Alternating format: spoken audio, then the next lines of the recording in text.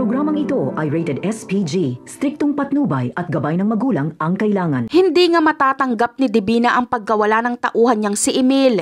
Si Tanggol ang sisisihin niya dito dahil plano at desisyon ito lahat ni Tanggol na tambangan at kalabanin mismo ang sarili niyang pamilya para mapuksa ang droga sa buong Maynila.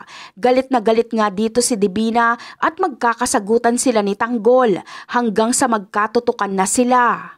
Dito naman lalamig si Divina sa grupo. Pakiramdam kasi ni Divina ay parang hindi na siya kasali sa grupo dahil naubos na ang mga tauhan niyang pinagkakatiwalaan niya.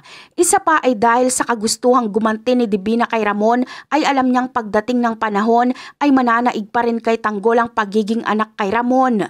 At baka imbis na tulungan siyang ipaghiganti ang kanilang mga kagrupo ay baka si Tanggol pa ang tumapos sa kanya. Kaya naman, dito na maiisipan ni Divina na tuluyan ang iwan ng grupo nila Tanggol at makipagkampihan na lang sa totoong kaaway ng mga Montenegro. Ito ay ang mga Guerrero. Dito ay magiging kampante si Divina na kahit papaano ay hindi siya tatraydorin ng mga Guerrero dahil pareho sila ng kalaban na gustong paghigantihan. Magsasagawa nga ng plano itong si Divina para tapusin sila Tanggol dahil kabisado niya pa ang mga galaw ng mga ito.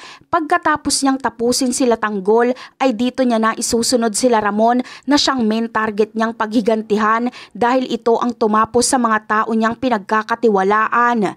Ngunit ang tanong ng marami ay magtatagumpay nga kaya si Divina sa plano niyang pagtraidor kila Tanggol?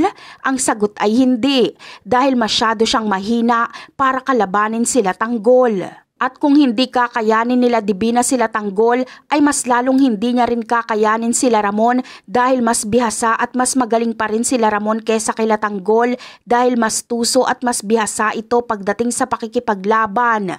Kaya ang mangyayari kay Divina ay para niya lang ipinagkanulo ang kanyang sarili sa mga Guerrero.